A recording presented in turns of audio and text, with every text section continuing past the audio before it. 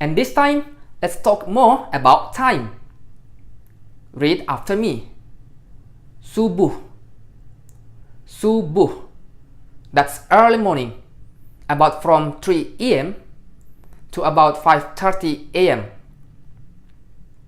And then pagi. Pagi is about from 6 o'clock to 10 o'clock. Siang. Siang is about from 10:30 a.m. to 2:30 p.m. And then sore. Sore is about from 3 p.m. to 6 p.m.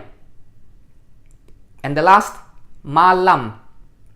Malam is about after 6 p.m. until midnight to 3 a.m. Okay? So how do you say 5 o'clock in the early morning? Jam 5 subuh. Have you paid attention to the order? In Indonesian, we give the detail first and then come to the general or period last. Same in English. Jam 5 subuh. And then 10 a.m. Jam 10 pagi.